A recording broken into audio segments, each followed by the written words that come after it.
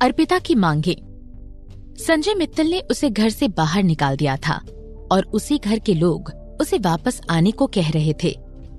जी हाँ, वापस चलिए, नौकर अर्पिता से कहने लगा। ये कहीं सच में तो उसका वहम नहीं था।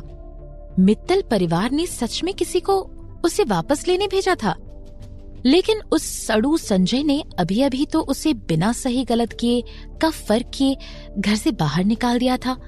तो फिर उसने वापस किसी इंसान को क्यों भेजा है उसे लेने के लिए? इस ख्याल के बारे में सोचते सोचते अर्पिता जैसे वहां बर्फ की तरह जम गई थी। आपको ऐसा नहीं लगता कि संजय मुझे पसंद नहीं करते और उन्हें लगता है कि मैं अनन्या की देखभाल अच्छे से नहीं कर सकती हूँ? उन्हें कहिए कि वो किसी दूसरी नर्स को ढूंढ लें। मैं अब ये जॉब छोड़ चुकी हूँ। अर्पिता ने अपना फैसला सुनाकर दरवाजा बंद करने के लिए आगे बढ़ी। ऐसे सड़ू बॉस के साथ उसे डर था कि अगर वो अनन्या की नर्स होने की जॉब को कंटिन्यू करती तो शायद आगे इसी तरह के और ड्रामे होते। शायद उस घर में जो तूफान ही आ जाता। मिस अर्पिता, प्लीज रुकिए। नौकर को लगा नहीं था कि वो जॉब पर आने से इनकार कर देगी और इस तरह जल्दी में दरवाजा लगा लेगी। मिस अर्पिता, प्लीज मेरी बात सुनिए। बॉस ने आपको हमें वापस लाने को कहा है। वो आपकी प्रोफेशनलिज्म की कदर करते हैं और उन्हें लगता है कि अनन्या का ख्याल आपसे बेहतर और कोई नहीं रख सकता। संजय ने नौकर को अर्पिता को जल्द से जल्द आने का ऑर्डर किया था। उसे डर था कि अगर वो खाली हाथ मित्तल हाउस जाता तो कहीं संजय सर उसे भी जॉब से ना निकाल देते। जब उनका मूड खराब था तब वो मुझे एक अनप्रोफेशनल नर्स समझ रहे थे जो अनन्या का बिल्कुल भी ध्यान नहीं रख सकती, और अब जब उनका मूड ठीक है उन्हें मैं अच्छी नर्स लगने लगी। उन्होंने मुझे समझा क्या है? क्या मैं कोई खिलौना हूँ या उनकी पर्सनल नौकर जो मुझे जब चाहे तब बुला लेंगे? अर्पिता अपने हाथ फोल्ड करके गुस्से में उन्हें सवाल करने लगी। अर्पिता मित्तल हाउस में बिल्कुल भी काम नहीं करना चाहती थी, चाहे उसे वो कितनी भी ऊंची सैलरी क्यों ना दे रहे हों। वो वापस मित्तल हाउस जाकर वो रूड चेहरा नहीं देखना चाहती थी। मिस अर्पिता, आप प्लीज मान जाइए, नौकर अर्पिता से रिक्वेस्ट करते हुए कहने लगा। अर्पिता नौकर की ओर देखने लगी जो काफी डरा हुआ लग रहा था। कुछ देर सोचकर अर्पिता कहने लगी, मेरा अब वहां आना नामुमकिन है, मैं नहीं आऊंगी। मिस अर्पिता, मैं आपसे रिक्वेस्ट कर रहा हूँ, प्लीज मेरी बात मान लीजिए।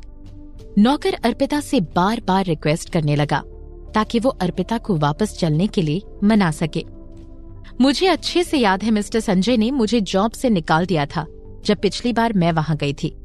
अब जब वो मुझे वापस जॉब पर आने के लिए कह रहे हैं तो मैं चाहती हूँ कि वो पर्सनली मुझे बुलाने आए। ये कहकर अर्पिता को ऐसा लगने लगा जैसे उसके सीने से कोई बोझ कम हो चुका हो। अगर वो मित्तल फैमिली में वापस इस तरह चली जाती तो शायद आगे भी वो लोग उसके साथ ऐसा ही व्यवहार करते। वो अपनी इज्जत को वापस कमाना चाहती थी और उसकी हुई बेइज्जती के लिए भरपाई भी चाहती थी। क्या क्या आपने क्या कहा?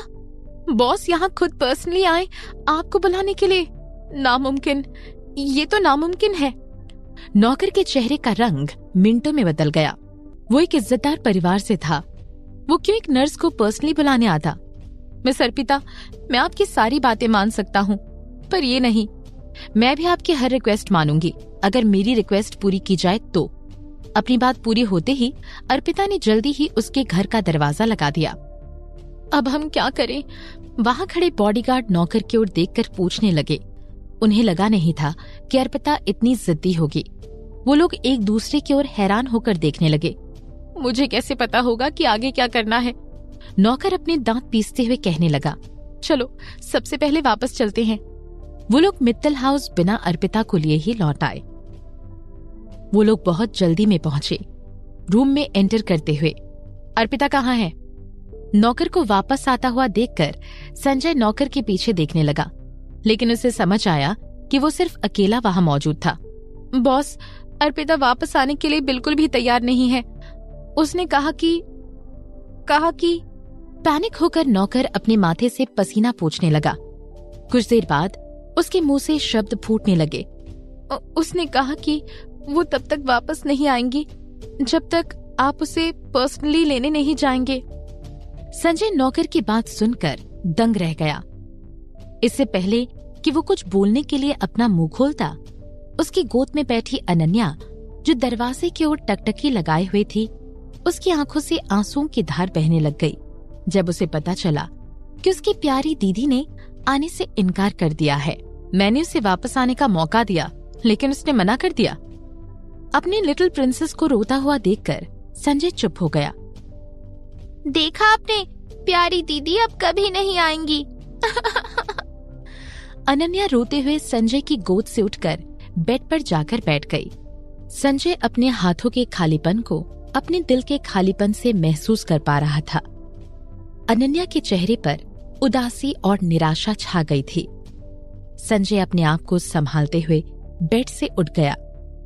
उसने अपनी शर्ट की कॉलर अपनी लंबी उंगलियों से ठीक की और नौकर को कहा, नौकर, गाड़ी तैयार करो। बॉस, आप जाना। नौकर अचरज भरी निगाहों के साथ संजय को देखने लगा। अर्पिता को सूली पर लटकाने के लिए। संजय ये कहते हुए अपने दांत चबाने लगा। वो अचंभित नौकर के पास से गुजरते हुए रूम के बाहर चला गया। अपार्टमेंट के अंदर अर्पिता को अभी नींद लगी ही थी कि अपार्टमेंट की डोरबेल बजी। डोरबेल की आवाज के बढ़ जाने से अर्पिता की नींद खुल गई। वो अपने सिर को पकड़ते हुए बेड से उठी। वो अपनी आंखें खोल नहीं पा रही थी। वो जैसे तैसे करके दरवाजा खोलने के लिए आगे बढ़ी। वो एक ही रात में 2 बार नींद से उठ चुकी थी, इसलिए उसने इस बार बड़ी चिढ़ के साथ दरवाजा खोला। आपको समझ में आता है या नहीं? मैं कह चुकी हूँ ना, जब तक मिस्टर संजय पर्सनली मुझे यहाँ बुलाने नहीं आएंगे तब तक मैं नहीं मानूंगी, नहीं मानूंगी, मतलब नहीं मानूंगी। अर्पिता अपनी बात कहते कहते ही बीच में रुक गई। अपने दरवाजे पर खड़े उस इंसान को देखकर ऐसा लग रहा था मानो अर्पिता ने कोई भूत देख लिया हो। अगले ही पल उसने बिना कुछ सोचे दरवाजा बंद कर दिया। धड़ाक। दरवाजे को जोर से लगाने की आवाज ने अर्पिता को वापस हकीकत में ला दिया। उसने अपना हाथ उठाकर खुद को चिमटी ली और फिर वो खिड़की से बाहर ताकने लगी। अभी तो अंधेरा था, फिर वो क्यों दिन में सपने देख रही थी? ये कैसे मुमकिन हो सकता है कि मिस्टर संजय खुद उसे बुलाने आए हों? नो वे। उसे जरूर थकावट की वजह से वहम होने लगा है। हाँ, ये पक्का वहम ही है। अर्पिता ने खुद को तैयार किया और वापस हिम्मत के साथ दरवाजा खोलने लगी। उस अपार्टमेंट की बिल्डिंग में संजय मित्तल की ऊंची छवि ने उस अपार्टमेंट को काफी छोटा बना दिया था। वो अपने पैंट के जेब में हाथ डाले हुए दरवाजों से सटी दीवार की बाजू में सीढ़ियों के किनारे खड़ा था। उसकी साइड प्रोफाइल काफी आकर्षक थी। जब उसने दरवाजा खोलने की आवाज सुनी, अपना सर मोड़कर देखने लगा। वो चार्मिंग चेहरा और उसकी गहरी आंखें, किसी भी औरत का दिल उसकी नजर से बर्फ की तरह पिघल जाता। पर इस समय अर्पिता अपने दरवाजे पर सिर्फ मौत को खड़ा देख पा रही थी। वो ऐसा दिखाने की कोशिश कर रही थी कि कुछ गलत नहीं है, लेकिन उसके हाथ जरूर कांप रहे थे। स्पेशली तब जब संजय उसकी ओर बढ़ने लगा। मिस्टर संजय, किसी को मारना कानून के खिलाफ है। भले ही मित्तल फैमिली के पास पैसा और पावर है, पर आप किसी का। संजय ने उसके हाथ को पकड़ा और उसे अपनी ओर खींचा। फिर वो मुड़ा और अर्पिता को दीवार से सटा दिया। उसने अपने दूसरे हाथ से अर्पिता की कमर को पकड़ा और अपनी आंखों को झुकाकर अर्पिता की ओर देखने लगा। उसके पतले होंठ कहने लगे, क्या तुम नहीं चाहती थी कि मैं तुम्हें पर्सनली बुलाने आऊं?